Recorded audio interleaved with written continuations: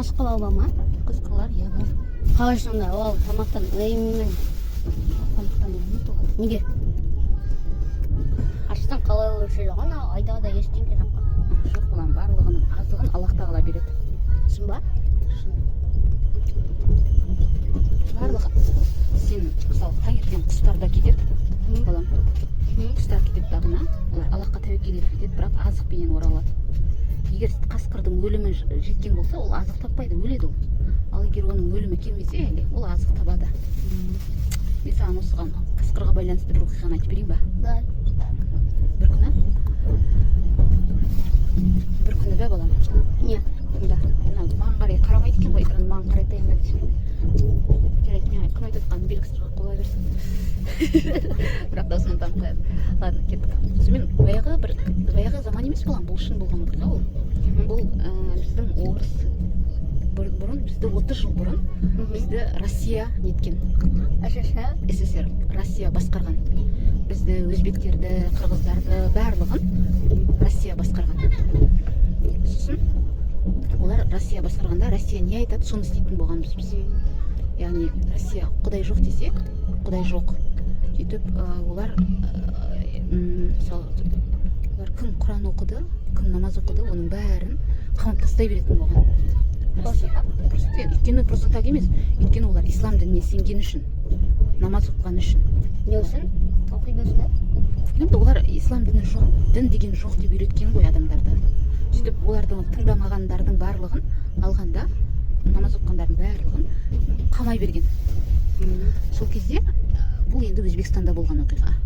Сол кезде бір өзбек әйелдердің барлығын жинап, осындай айдалаға, осындай алысқа, осындай тау сияқты жерлерге, тау тастарға барып, ешкім көрмейтін жерлерге барып, ислам дінін үйрететін болған, Құранды жаттататын болған.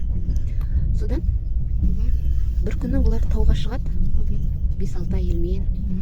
Сол кезде бір әйел артында қалып қояды, жай жүріп. Ана әйел, мұғалім әйел, ұстаз әйел, алдында кетіп қалады. Артында қарап қалса, артында жаймен бір әйел келе жатады. Сосын барып, айқайлайды жаңағы әйел. Қараса, алдында қасқыр тұрады жаңағы ең соңында қалып кеткен. Папа түсіп кеткен, жарайды, сосын алайын. Стай тұр, мен қазір нені алайын. Досты алмай мама көп лайк басында. Лайк үшін жайды берейік жатыр. Сонымен жаңағы әйел дұға етеді. Аллахым дейді, осы қасқырдың азығы дейді, осы әйел болатын болса дейді, бізден болатын болса, менің жанымды алшы дейді. Неге? Өйткені бұл әйелдерді күйеуінен, бала шағасынан мен аманат қылып алып кеттім ғой дейді. Аманат деген енді соған жауап беруің керексің сен. Мысалы, сен алып кеттің ба? Мысалы, біреудің ертең қызына үйленесің ба? Сен оны аманат қылып алдың. Сен ол қыз үшін ауырып қалса жауап бересің. Соны жақсылап түсін балам, ладно? Аманат деген сол біреудің затын. Мысалы, саған біреу малын тапсырып кетеді, жылқымды қарай тұр деп. Жылқысын ұрлатпай ешкімге, жылқысын ауыртпай сол жылқыға қарайсың. Сосын сен ол жылқыны сап-сау қылып қайтарасың. Аманат деген солай. Түсіндің ба? И осыны мен оған аманат қылып тапсырды ғой, әке-шеше, бұл қыздың әке-шешесі болды ма, или бала күйеу болды ма білмеймін.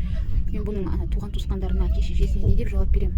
Егер осы қолын қатты аспанға көтереді, екі қолын қатты көтереді, Аллахым деп от души қатты айтады. Егер осы қасқырдың азығы, егер осы әйел болатын болса, ол әйел емес, менің жанымды алшы, осы қасқыр үшін дейді. Сол кезде Аллахтың қалауымен жаңағы қасқыр, ырылдап тұрған қасқыр балам, екеуіне де тиіспейді, анаған да тиіспейді, ана әйелге де тиіспейді. Сонымен қасқыр кетіп қалады. Түсіндің ба? Яғни бұл жердегі итог балам, біріншіден олар білім алу үшін шықты жолға. Ал білім алатын адамдардың дұғасы қайтарылмайды дейді. Білім алып жүрген адамдардың балам дұғасы қайтарылмайды дейді. Қалай? Олар мысалы сен Аллахтың білімін алып іздеп жүрсең балам, Құран жаттап жүрсең, күнде Құран жаттап жүретін болсаң, сен Аллах үшін Аллахтың сөзі бол деп Құран жаттайтын болсаң балам, яғни білім ғой ол. Араб тілін үйреніп жатқан ол білім. Басқа нәрсені үйреніп жүрген ол білім. Соның білім алып жүрген адамның не сұраса, сұраған дұғасы қайтарылмайды дейді. Сол осыны айтып. Болды ма? Болды, иә.